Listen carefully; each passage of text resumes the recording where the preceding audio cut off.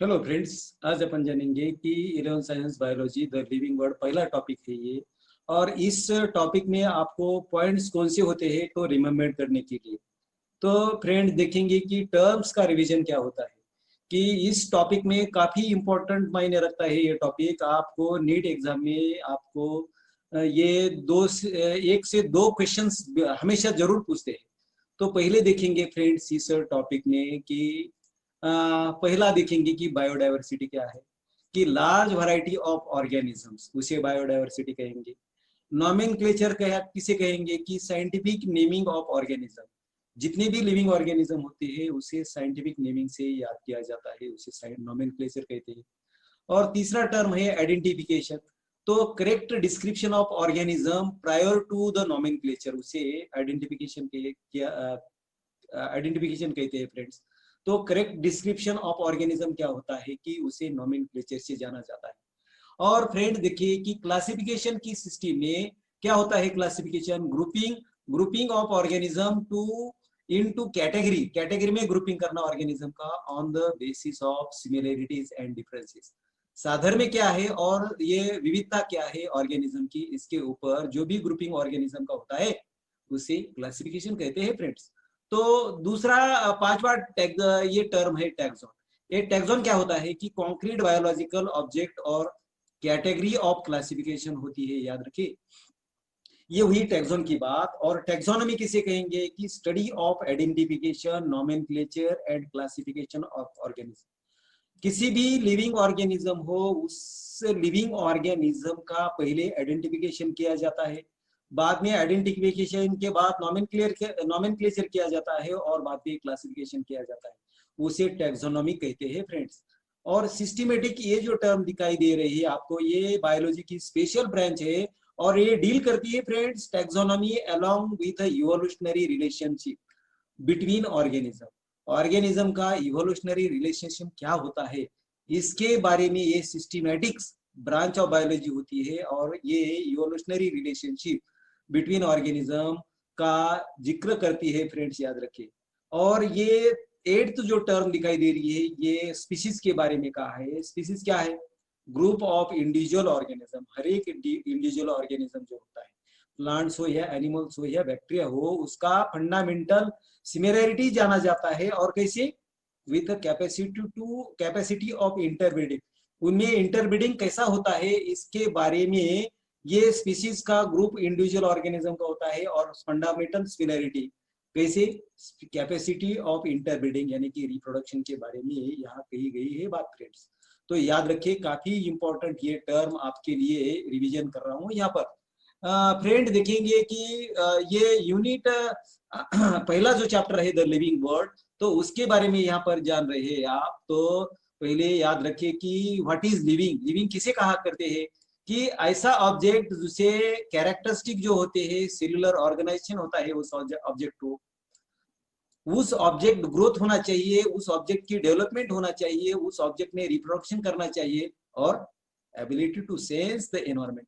जितना भी एनवायरमेंट उसके सराउंडिंग में होता है, उस एनवायरमेंट को सेंस करना चाहिए, और सेंस करते हुए रिस्पॉन्स भी किया करना चाहिए, रिस्पॉन्ड भी करना चाहिए। और सबसे महत्वपूर्ण बात कही है यहाँ पर कि मेटाबॉलिज्म की। तो मेटाबॉलिज्म भी होना चाहिए, उसे लिविंग ऑर्गेनिज्म कहेंगे फ्रेंड्स। तो ये काफी इंपॉर्टेंट हुए ये टर्मिनोलॉजी है लिविंग। और याद अभी आगे अगेन आप देखें तो ऑब्जेक्ट ऐसा ऑब्जेक्ट होता है कि उसे कैरेक्टरिस्टिक से जाना जाता है। कौन सा भी ऑब्जेक्ट हो, वो सेलुलर ऑर्गेनाइजेशन हो, उसके अंदर ग्रोथ हो, डेवलपमेंट हो, रिप्रोडक्शन हो, sense ability to sense environment हो, और रिस्पॉन्ड होना चाहिए उसने एनवायरमेंट को, और मेटाबॉलिज्म, उसे लिविंग कहेंगे फ्रेंड्स। ये काफी आपके लिए इंपॉर्टेंट मायने रखती है। और नेक्स्ट देखेंगे कि फ्रेंड्स ऑल ऑर्गेनिज्म क्या होते हैं, ग्रो होते हैं, इंक्रीज इन मास और नंबर ऑफ सेल्स, और उसे कैरेक्टरिस्टिक्स ऑफ ग्रोथ कहते हैं फ्रेंड्स। तो फ्रेंड देखिए, plant grow throughout the life but animal grow to certain age. ये इंपॉर्टेंट है लाइफ। और ग्रोथ नॉन लिविंग ऑब्जेक्ट में एक्सटर्नल होती है, लिविंग ऑर्गेनिज्म में इंटरनल होती है। एक्सटर्नल ग्रोथ को क्या कहेंगे, एक्सट्रिंसिक ग्रोथ कहेंगे, और इंटरनल ग्रोथ को इंट्रिंसिक कहेंगे। ये भी आपको नीट में पूछा है फ्रेंड्स, काफी इंपॉर्टेंट है। और ये लिविंग ऑर्गेनिज्म की ग्रोथ एक कैरेक्टरिस्टिक है। और ये रिप्रोडक्शन के बारे में जानेंगे, रिप्रोडक्शन भी लिविंग ऑर्गेनिज्म में, लिविंग बीइंग में प्रोड्यूस होता है। और ये प्रोजेनी जो होती है ये पजेस करती है फीचर्स कैसे, ओन टाइप के। तो ओन टाइप का ऑर्गेनिज्म बनना ये रिप्रोडक्शन की खास होती है। रिप्रोडक्शन टू टाइप का होता है, एक टाइप होता है सेक्सुअल रिप्रोडक्शन या दूसरा होता है सेक्सुअल रिप्रोडक्शन। सेक्सुअल रिप्रोडक्ट में गैमेट्स इन्वॉल्व होते हैं, लेकिन सेक्सुअल में गैमेट्स इन्वॉल्व होते नहीं। उसमें कोई फ्रेगमेंटेशन होता है, बडिंग होता है। ये फ्रेगमेंटेशन हो या बडिंग हो, ये होते हैं। और ये देखिए यहाँ पर एग्जांपल दिया है, फंजाई के स्पोर जो होते हैं तो वो असेक्सुअल रिप्रोडक्शन से बनते हैं। और ऑर्गेनिज्म की बात करें, एक प्लानेरिया एनिमल होता है, वो रिप्रोड्यूस होता है रिजनरेशन। और यदि प्लानेरिया को कट करे या एक्सीडेंटली कट हुआ तो हर एक कट से, हर एक पार्ट से नया प्लानेरिया बनेगा, उसे फ्रैगमेंट कहेंगे। और बॉडी फॉर्म्स होल ऑर्गेनिज्म, उस फ्रैगमेंट से पूरा ऑर्गेनिज्म बन पाएगा, नहीं बनता है फ्रेंड्स। तो ये अगेन देखिए कि फंगी हो या फिलामेंटस algae हो या प्रोटोनिमा ऑफ मॉस, ये ब्रायोफाइट का एग्जांपल दिया है, ये रिप्रोड्यूस होते हैं फ्रेंड्स। कैसे? फ्रैगमेंटेशन से होता है। बडिंग हो या फ्रैगमेंटेशन हो, असेक्सुअल स्पोर्स हो फंगी के, उसे ये असेक्सुअल रिप्रोडक्शन कहा करते हैं फ्रेंड्स, काफी इंपॉर्टेंट है। और यदि आप बात करेंगे यूनिसेलुलर ऑर्गेनिज्म की, तो यूनिसेलुलर ऑर्गेनिज्म कई टाइप के होते हैं। तो यूनिसेलुलर ऑर्गेनिज्म में भी ग्रोथ होता है, रिप्रोडक्शन होता है, ये सिनोनिम्स होता है। यानी कि रिप्रोडक्शन यानी कि ग्रोथ, और ग्रोथ यानी कि रिप्रोडक्शन, सिर्फ और सिर्फ यूनिसेलुलर ऑर्गेनिज्म में। और सर्टन ऑर्गेनिज्म होते हैं ये रिप्रोड्यूस नहीं होते। कौन से नहीं रिप्रोड्यूस होते, यहाँ पर देखिए काफी इंपॉर्टेंट है ये। कई ऑर्गेनिज्म ऐसे होते हैं कि उसे म्यूल कहा जाता है। म्यूल यानी कि ये घोड़ा और ये डोंकी जो होता है, हॉर्स और डोंकी, उसके बीच का हाइब्रिडेशन, उससे म्यूल पाया जाता है। और म्यूल्स दूसरे म्यूल्स को ये प्रोड्यूस नहीं कर सकता, वो रिप्रोड्यूस नहीं करता। म्यूल से म्यूल नहीं बनेंगे। हमेशा म्यूल बनना है तो ये डोंकी और हॉर्स का मेटिंग होना चाहिए, उससे जो प्रोजेनी बनेगी उसे म्यूल कहते हैं। और म्यूल हमेशा रिप्रोड्यूस नहीं होता। मधुमक्खियों में या हनी बीज में वर्कर्स बीज होती है, तीन टाइप के बीज होती है फ्रेंड्स। कौन सी? क्वीन होती है, ड्रोन होता है, और वर्कर भी होती है। उसमें वर्कर जो बीज होती है वो ये बीज ये रिप्रोड्यूस नहीं करती। वर्कर का लाइफ स्पैन खत्म हो जाता है, वो मेट नहीं कर सकता, उसे स्टराइल वर्कर कहा जाता है। और आप देखिए कि कई इनफर्टाइल ह्यूमन कपल भी रहते हैं या मियाँ और बीवी रहते हैं, वो रिप्रोड्यूस नहीं करते, बच्चे को जन्म नहीं दे सकते। तो क्या कहेंगे उसे? रिप्रोडक्शन जो होता है, तो कई ऑर्गेनिज्म ये रिप्रोडक्शन और ग्रोथ ये लिविंग प्रॉपर्टी नहीं होगी, डिफाइनिंग प्रॉपर्टी नहीं होगी। लिविंग होगी लेकिन डिफाइनिंग प्रॉपर्टी नहीं होगी। लेकिन यहाँ पर ये बात कही कि रिप्रोडक्शन जो होता है ये can not be considered as a defining property, living being की नहीं डिफाइनिंग प्रॉपर्टी होगी। और reproduction is not essential for survival, survival के लिए जरूरी नहीं ऑफ इंडिविजुअल का, बट ये नेसेसरी होता है। वैसे reproduction continuous of species over the time. और ये ओवर द टाइम कौन नहीं रिप्रोड्यूस करते, कि आपने यहाँ पर एग्जांपल दिया है कि ओवर द टाइम रिप्रोड्यूस नहीं करने वाले म्यूल होते हैं, वर्कर बीज होते हैं, और इनफर्टाइल ह्यूमन कपल भी होते हैं। याद रखिए, काफी इंपॉर्टेंट है आपके लिए ये पॉइंट्स रिमेम्बर करने के लिए। पूरा 1/3 किया है मैंने इसके आपके लिए। और नेक्स्ट प्रॉपर्टी लिविंग ऑर्गेनिज्म की होती है मेटाबॉलिज्म। और मेटाबॉलिज्म क्या होता है फ्रेंड्स? तो metabolism sum of all the biochemical reactions in the body. कौन से भी लिविंग ऑर्गेनिज्म हो, प्लांट हो या एनिमल हो या माइक्रो ऑर्गेनिज्म हो, उस यूनिसेलुलर हो या मल्टीसेलुलर हो, उनके सेल की बॉडी के ऑर्गेनिज्म में जो भी रिएक्शन होती है, बायोकेमिकल रिएक्शन, उसे मेटाबॉलिज्म कहा करते हैं। और मेटाबॉलिज्म ये दो टाइप का होता है, कैटाबॉलिज्म और एनाबॉलिज्म। एनाबॉलिज्म को सिंथेसिस कहेंगे, फॉर्मेशन कहेंगे, प्रोडक्शन कहेंगे फ्रेंड्स। लेकिन कैटाबॉलिज्म में डिस्ट्रक्शन कहेंगे। जो भी प्लांट ने फूड प्रोड्यूस किया है उसका हेटेरोट्रॉप्स क्या करते हैं कि उसके बॉडी के अंदर कैटाबॉलिज्म करते हैं, उसके साथ एनर्जी पैदा होती है, और एनर्जी माइटोकॉन्ड्रिया में स्टोर होती है। याद रखिए, काफी इंपॉर्टेंट है मेटाबॉलिज्म, ये डिफाइनिंग प्रॉपर्टी होती है। और ये डिफाइनिंग प्रॉपर्टी होते हुए भी लिविंग बींग्स की काफी इंपॉर्टेंट मायने रखती है। तो ग्रोथ एंड रिप्रोडक्शन ये डिफाइनिंग प्रॉपर्टी नहीं बन सकती, क्योंकि इसके लिए ये एक्सेप्शन होते हैं, लेकिन मेटाबॉलिज्म के लिए कोई एक्सेप्शन होता नहीं। मेटाबॉलिज्म नॉन लिविंग ऑर्गेनिज्म में नहीं होता, लेकिन सिर्फ एंड सिर्फ लिविंग ऑर्गेनिज्म में होता है। और बाद में लिए डिफाइनिंग प्रॉपर्टी सेल्यूलर ऑर्गेनाइजेशन, ये काफी इंपॉर्टेंट है, काफी मायने रखता है। और सेल्यूलर ऑर्गेनाइजेशन क्या होता है कि लिविंग ऑर्गेनिज्म क्या करता है कि लिविंग ऑर्गेनिज्म पर ये सेल से बनता है, टिश्यू से बनता है और उसके प्रोडक्ट से बनता है, और ये डिफाइनिंग प्रॉपर्टी बन जाती है लिविंग ऑर्गेनिजम्स की, लिविंग बीइंग्स की। फ्रेंड्स काफी इंपॉर्टेंट है। इसके लिए सेल्यूलर ऑर्गेनाइजेशन के लिए एक्सेप्शन दे दिया है यहाँ पर वायरसेस। और वायरसेस क्या होते हैं कि प्लांट में वायरसेस ये आरएनए जेनेटिक मटेरियल होता है, और दूसरे एनिमल्स में ये जेनेटिक मटेरियल डीएनए होता है। और एक्चुअली वायरस का जेनेटिक मटेरियल ये जो होता है, जब बड़ा ह्यूमन बॉडी हो या प्लांट बॉडी हो या बैक्टीरियल बॉडी हो, उसके अंदर जब एंट्री करता है तो उनका ये एक्शन दिखाता है, लेकिन बाहर रहता है तो ये नॉन लिविंग होता है। याद रखिए, काफी viruses are always non living when they enter into the host body, plant body, animal body, virus body, virus cell कहेंगे नॉट बॉडी। तो जब उसमें अंदर वो मल्टीप्लाई हो जाता है तो एक्टिव बन जाता है। नेक्स्ट देखिए फ्रेंड्स, ये नेक्स्ट कॉन्शियसनेस की बात कही है, तो ability to sense environment, respond to environment factors. जितने भी एनवायरमेंटल फैक्टर्स होते हैं, एनवायरमेंटल फैक्टर कौन से होते हैं फ्रेंड्स? बायोलॉजिकल होते हैं या फिजिकल होते हैं, कई ऐसे फैक्टर्स होते हैं।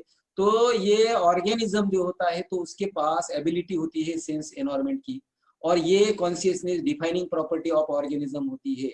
लेकिन याद रखिए कि living organism can be considered as a self replicating. क्या होता है, काफी इंपॉर्टेंट लाइन, ग्रेड लाइन में लिखी है यहाँ पर, कि हमें हर एक लिविंग ऑर्गेनिज्म जो होते हैं तो ये सेल्फ रिप्लिकेटिंग होते हैं, सेल्फ इवॉल्विंग होते हैं, सेल्फ रेगुलेटिंग भी होते हैं, और कई इंटरएक्टिव सिस्टम उनमें पाई जाती है, और ये कैपेबल होते हैं किस लिए? Responding to external stimuli. External stimuli कौन सा भी हो, एनवायरमेंटल का, हीट हो या कोल्ड हो, दूसरे लिए इस एक्सटर्नल स्टिमुलाई के लिए रिस्पॉन्ड करते हैं लिविंग ऑर्गेनिज्म। काफी इंपॉर्टेंट ये बात कही है यहाँ पर एनसीईआरटी ने। माय डियर फ्रेंड्स, नेक्स्ट देखेंगे कि diversity in the living organism, living world में क्या होती है। कि याद रखिए फ्रेंड्स कि अभी तक ये टैक्सोनॉमिस्ट होते हैं प्लांट के या एनिमल के। प्लांट के टैक्सोनॉमिस्ट को प्लांट टैक्सोनॉमिस्ट कहेंगे, एनिमल के टैक्सोनॉमिस्ट को एनिमल कहेंगे। वो टैक्सोनॉमिस्ट नया जब भी प्लांट ये क्या जब इन्वेंशन होता है तो उसे आइडेंटिफाई करते हैं, उस एनिमल प्लांट को डिस्क्राइब करते हैं, और वो नंबर ऑफ स्पीसीज रेंजेस। अभी ये बात कही है कि अब तक जितने भी एनिमल का और प्लांट का एनिमेशन हुआ है तो 1.7 टू 1 मिलियन कितने ही ऑर्गेनिज्म का इवोल्यूशन। हर एक साल में कई ऐसे ऑर्गेनिज्म होते हैं, प्लांट्स होते हैं, एनिमल्स होते हैं, माइक्रो ऑर्गेनिज्म होते हैं, उनका डिस्कवरी होता है। और ये टैक्सोनॉमिस्ट जो होते हैं प्लांट्स के और एनिमल्स के, वो क्या करते हैं कि साइंटिफिक नेमिंग करते हैं, गिवन टू ऑर्गेनिज्म देते हैं, और उसका पहले आइडेंटिफिकेशन करते हैं, और ये साइंटिफिक नेम ये ग्लोबल लेवल पर, वर्ल्ड लेवल पर एक्सेप्ट किया जाता है फ्रेंड्स। नॉमेनक्लेचर की बात करते हैं तो नॉमेनक्लेचर यानी कि नेमिंग पर इसे क्राइटेरिया दिया है आईसीबीआर। आईसीबीएन क्या है? International code for botanical nomenclature, और दूसरा आईसीजेडएन है, उसे international code for zoological nomenclature कहेंगे। इन्होंने कई प्रिंसिपल और कई रूल्स बनाए, कई क्राइटेरिया बनाए हैं। जो भी ऑर्गेनिज्म का इनोवेशन होता है उस ऑर्गेनिज्म का नेमिंग करना इनका काम है, आईसीजेडएन और आईसीबीएन का। तो उसमें एक बात इंपॉर्टेंट है कि पहले कार्लस लिनियस नाम के ये टैक्सोनॉमिस्ट थे, उन्होंने बायनॉमियल नॉमेनक्लेचर सिस्टम ऑर्गेनिज्म के लिए बनाई। किसी भी ऑर्गेनिज्म हो उसे एक ही ऑर्गेनिज्म के दो नाम से जाना जाता है, एक ही नाम से, एक नाम के दो पार्ट होते हैं। तो एक नाम होता है जेनेरिक नेम और दूसरा होता है स्पेसिफिक नेम। तो उसे binomial nomenclature system Carolus Linnaeus ने दिए है। और यदि बात करते हैं फादर ऑफ इंडियन टैक्सोनॉमी की, तो इसके फादर होते हैं एच सेंटापू, ये इसे इंडियन फादर ऑफ टैक्सोनॉमी करते हैं। तो इंडिया में जितने भी प्लांट्स और एनिमल का क्लासिफिकेशन हुआ है, आइडेंटिफिकेशन हुआ है, डिस्क्रिप्शन हुआ है, नॉमेनक्लेचर हुआ है, तो सांटापू को उसका क्या क्रेडिट दिया जाता है। तो ये इंडियन टैक्सोनॉमिस्ट क्या करते हैं फ्रेंड्स। और ये नेक्स्ट देखेंगे कि साइंटिफिक नेम जो होते हैं ये कोई भी ऑर्गेनिज्म के कंफ्यूजन इससे नहीं होता। आप जानते हैं कि हर एक कोई भी आर्टिकल हो या कोई भी ऑब्जेक्ट हो, उसे हर एक भाषा में अलग अलग नाम दिए जाते हैं। उस नाम का कंफ्यूजन नहीं होने के लिए ये वर्ल्ड वाइड इन्वेंशन, ये scientific binomial nomenclature Carolus Linnaeus ने बनाई है। और ये बायनॉमियल नॉमेनक्लेचर सिस्टम में दो वर्ड्स होते हैं, पहला जो वर्ड होता है जेनेरिक नेम और दूसरा जो वर्ड होता है स्पेसिफिक नेम, और ये स्पेसिफिक इपिथेट कहेंगे। तो ये जो सभी नेम रहते हैं तो लैटिन और लैटिनाइज्ड लैंग्वेज में रहते हैं, क्योंकि ये डेड लैंग्वेज होती है और ये फिक्स होती है, उसमें चेंजेस नहीं होती है, इसलिए ये लैटिन लैंग्वेज में पाए जाते हैं। और जितने भी साइंटिफिक नेम होते हैं तो जब ये आप हैंड रिटन से करते हैं तो हैंड रिटन से करते हैं या सेपरेटली अंडरलाइन करना चाहिए हैंड रिटन करते तब। जब आप प्रिंटेड कहेंगे, प्रिंटेड जब होता है साइंटिफिक नेम तो ये इटैलाइज्ड इटैलिकलाइज्ड होना चाहिए। और हमेशा याद रखिए ये रूल्स है बाइनोमियल नोमेनक्लेचर सिस्टम के। तो पहला वर्ड स्टार्ट होता है कैपिटल लेटर से और दूसरा वर्ड होता है स्मॉल लेटर से। एग्जाम्पल की बात करें तो यहाँ पर देखिए कि मैंगो का एग्जाम्पल दिया है। मैंगो को जाना जाता है, पहला ये जेनेरिक नेम है तो उसे मैंगीफेरा कहते हैं, और ये स्पेसिफिक एपिथेट है तो इसे इंडिका कहेंगे, और कॉमन नेम मैंगो है। तो मैंगीफेरा का यम हमेशा पहले कैपिटल रहेगा, और इंडिका का जो नेम सेकंड पार्ट है स्पेसिफिक नेम को ये स्मॉल लेटर से कहा करते हैं। तो माय डियर फ्रेंड्स, अभी भी दूसरा एक सिस्टम है बाइनोमियल नोमेनक्लेचर का, ये हुआ जनरल की बात। यदि जिस साइंटिस्ट ने, जिस टेक्सोनॉमिस्ट ने इसे इन्वेंशन किया है, उस ऑथर का नाम भी एब्रीविएशन से लिया करते हैं। याद रखिए मैंगीफेरा इंडिका किसने इन्वेंशन किया है? सपोज लेनियस ने किया है, तो यहाँ पर देखिए कि LINNS शॉर्ट फॉर्म में लिखा जाता है, बाद में इसे डॉट किया जाता है। तो ये हुई बात ये बाइनोमियल नोमेनक्लेचर की। For easy study of organism, ये ऑर्गेनिज्म को क्लासिफाइड करते हैं ग्रुप्स में या कैटेगरी में, तो उसे क्या कहेंगे? कैटेगरी नहीं कहेंगे, उसे टैक्सा कहेंगे। ये कॉन्क्रीट यूनिट होता है। और टैक्सोन जो होते हैं, ये सपोज यहाँ पर एग्जांपल दिया है, डॉग भी टैक्सोन होता है, ये मैमल्स भी होते हैं, और वीट भी होता है, राइस भी होता है, ये टैक्सोन की हुई बात। नेक्स्ट देखिए फ्रेंड्स, काफी इंपॉर्टेंट लाइन है ये। टैक्सोनॉमिक कैटेगरी कौन सी होती है? कि हर एक रैंक और कैटेगरी जो क्लासिफिकेशन पे कही जाता है उसे टैक्सोनॉमिक कैटेगरी कहेंगे फ्रेंड्स। और जो भी अरेंजमेंट पाई जाती है कैटेगरी की इन सीक्वेंस में होती है उसे टैक्सोनॉमिकल हायरार्की कहते हैं। टैक्सोनॉमिकल हायरार्की कौन सी होती है? कि सबसे बड़ा क्या होता है कि यहाँ से यहाँ पर देखिए कि किंगडम सबसे बड़ा होता है, और ग्रुप ऑफ और रिलेटेड फाइलम उसमें होते हैं। और फाइलम क्या होते हैं? कि ग्रुप ऑफ रिलेटेड क्लासेस होते हैं। और रिलेटेड क्लासेस क्या होते हैं? ग्रुप ऑफ रिलेटेड ऑर्डर होती है। ऑर्डर क्या होती है? ग्रुप ऑफ रिलेटेड फैमिली होती है। फैमिली क्या होती है? ग्रुप ऑफ रिलेटेड जनरा होता है। और रिलेटेड जनरा क्या होता है? कि group of related species with common character होती है। और स्पीसीज की बात करें तो group of organism with fundamental similarity, उसमें स्पीसीज में इंटरब्रीडिंग होता है। तो ये हुई बात तुम्हारी टैक्सोनॉमिकल हायरार्की की। तो किंगडम प्लांटी और एनिमल है, आप जानते हैं। यहाँ पर थोड़ा सा पहले स्मॉलेस्ट यूनिट ऑफ क्लासिफिकेशन दिया है स्पीसीज, और लार्जेस्ट यूनिट ऑफ क्लासिफिकेशन क्या होता है? किंगडम होता है। याद रखिए, काफी इंपॉर्टेंट ये बात मैं आपके लिए कह रहा हूँ। ये याद रखने के, रिमेम्बरिंग के लिए आपके लिए पॉइंट्स दिए हैं फ्रेंड्स। तो नेक्स्ट देखिए फ्रेंड, ये टैक्सोनॉमिकल एड्स क्या होते हैं? कि ऐसे आर्टिकल होते हैं जो भी हेल्पफुल होते हैं correct identification classification of organism, उसे टैक्सोनॉमिक एड्स करते हैं। एड्स कहते हैं, एड्स यानी कि डिसीज नहीं, एड्स यानी कि साधन। तो हर एक ऑर्गेनिज्म, प्लांट हो या एनिमल हो या माइक्रो ऑर्गेनिज्म हो, उसका आइडेंटिफिकेशन करने के लिए, क्लासिफिकेशन करने के लिए जो भी एड्स यूज किए जाते हैं, साधन यूज किए जाते हैं, उसे टैक्सोनॉमिकल एड्स कहते हैं फ्रेंड्स। काफी ये इंपॉर्टेंट बात कर रहे हो आपके लिए मैं। तो पहला एड्स है कि हार्बेरियम। हार्बेरियम क्या होता है? कि ये स्टोर हाउस होता है। कलेक्टेड प्लांट स्पेसिमन इसमें होते हैं। ये कलेक्टेड प्लांट स्पेसिमन पहले ड्राई किए जाते हैं, उसे प्रेस किया जाता है, प्रिजर्व किया जाता है, व्हाइट पेपर की शीट पर किया जाता है। तो ये इंपॉर्टेंट है। और ये जो व्हाइट शीट होते हैं उस पर ऐसा अरेंजमेंट किया जाता है, जो भी अरेंजमेंट यूनिवर्सली एक्सेप्टेड हो या क्लासिफिकेशन सिस्टम में जो भी प्रिंसिपल्स और रूल्स या क्राइटेरिया ये ICBN और ICJD ने दिए हैं उसके मुताबिक ये काम चलता है फ्रेंड्स। और ये हार्बेरियम जो होता है ये रेडी रेफरेंस होता है साइंटिफिक स्टडी। यदि साइंटिफिक स्टडी या स्टूडेंट्स हो या कोई भी रिसर्चर हो, उसके लिए ये हार्बेरियम काफी इंपॉर्टेंट मायने रखता है, ये स्टडी के लिए इंपॉर्टेंट होता है। दूसरा टैक्सोनॉमिकल एड्स की बात करते हैं फ्रेंड्स, तो बोटेनिकल गार्डन के बारे में। यहाँ पर याद रखिए काफी सभी प्लांट्स हो या बोटेनिकल गार्डन में ये लिविंग रहते हैं, और ये collection of various living plant species कहेंगे in form of garden for identification के लिए, या ये एंडेंजर्ड प्लांट हो तो उसे कंजर्वेशन के लिए, स्टडी के लिए एग्जांपल दिया है। यहाँ पर कई बॉटेनिकल गार्डन्स आपके वर्ल्ड में पाए जाते हैं फ्रेंड्स।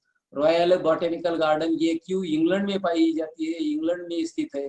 और इंडियन बॉटेनिकल गार्डन ये हावड़ा में है, ये कोलकाता के नियर। और national botanical research institute Lucknow में है। और ये फॉरेस्ट रिसर्च इंस्टीट्यूट FRI ये देहरादून में है। ये सभी बॉटेनिकल गार्डन के बारे में ये टैक्सोनॉमिकल टूल्स एड्स बोलेंगे इसे।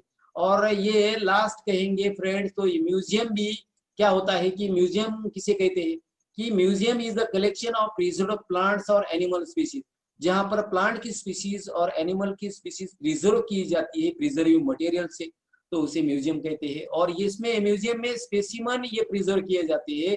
और जब प्रिजर्वेटिव उस एक स्पेसिफिक टाइप का फॉर्मेलिन नाम का प्रिजर्वेटिव मटेरियल होता है, ये फॉर्मेलिन 40% और 60% वाटर में ये कई सालों तक ये स्पेसिमन ये वो बोतल के अंदर या ग्लास बोतल के अंदर रह सकते हैं। तो फॉर्मेलिन आप याद रखिए काफी इंपॉर्टेंट होता है। ये म्यूजियम में जितने भी स्पेसिमन होते हैं उस प्रिजर्वेटिव सोल्यूशन का करते हैं फॉर्मेलिन। नेक्स्ट बात करेंगे कि स्पेसिमन जो होते हैं तो प्रिजर्व होते हैं, कई ड्राई स्पेसिमन होते हैं। For example insect, dead insect जो होते हैं उस पर उन्हें पिनिंग किया जाता है, स्टफिंग किया, यदि लार्ज एनिमल होते हैं तो उनका स्टफिंग किया जाता है, उसके अंदर ये भुस्सा बंद भरा जाता है और उसे स्टफिंग कहेंगे फ्रेंड्स। ये काफी इंपॉर्टेंट है। और कई म्यूजियम में एनिमल के स्केलेटन पाए जाते हैं, डेड एनिमल के, और ये भी म्यूजियम में स्पेसिमन बन जाते हैं और इससे भी स्टडी किया जाता है ये। और ये म्यूजियम में actually material for the study and identification, ये किसका भी ये स्केलेटन हो, कौन सा भी हाथी हो या डायनासोर हो, स्केलेटन हो, घोड़ा हो या कोई भी उसका स्केलेटन वहां पर रखा जाता है। और ये स्टडी के लिए काफी इंपॉर्टेंट होता है, आइडेंटिफिकेशन नॉमेनक्लेचर के लिए बहुत ही मददगार होता है। ये हुई बात फ्रेंड्स किसकी, म्यूजियम की। नेक्स्ट देखिए friends zoological park. Zoological park क्या होते हैं कि ऐसा प्लेस होता है जहाँ वाइल्ड एनिमल जो होते हैं केप्ट किए जाते हैं और उनको संरक्षित किया जाता है, प्रोटेक्ट किया जाता है। एनवायरमेंटल अंडर ह्यूमन केयर की, ह्यूमन केयर करता है फ्रेंड्स यहाँ पर। और यदि ये जूलॉजिकल पार्क का एग्जांपल देखेंगे फेमस, तो अलीपुर जू वेस्ट बंगाल कोलकाता में है। और national zoological park new Delhi में पाया जाता है, अभी है नेशनल जूलॉजिकल पार्क। और ये जूलॉजिकल पार्क जो होते हैं आपके लिए मददगार हो सकते हैं, किस लिए, to learn about the food habitats, उस एनिमल की फूड हैबिटेट क्या है, उस वो एनिमल बिहेवियर क्या है, हर्बीवोरस है या कार्निवोरस, और लाइफ साइकिल कितने दिन की होती है, और इन कैपिटिव ब्रीडिंग कैसे होती है, ये रिप्रोड्यूस कैसे करते हैं, इसकी जानकारी अभी कई ऐसे क्या होते हैं एनिमल्स होते हैं प्रोटेक्ट किए जाते हैं ह्यूमन केयर के अंदर, उसका स्टडी किया जाता है, उसे जूलॉजिकल पार्क कहते हैं फ्रेंड्स, याद रखिए। और नेक्स्ट कंसेप्ट है की के बारे में, ये भी क्लासिफिकेशन और आइडेंटिफिकेशन नॉमेनक्लेचर के लिए काफी इंपॉर्टेंट की होती है। इसमें क्या होता है फ्रेंड्स की टैक्सोनॉमिकल एड्स ये भी है, और ये कॉन्ट्रास्टिंग कैरेक्टर्स के डिपेंड ये कॉपलेट की फॉर्म में होता है। कॉपलेट क्या होता है कि दो अपोजिट स्टेटमेंट होते हैं और हर एक स्टेटमेंट को लीड कहा करते हैं।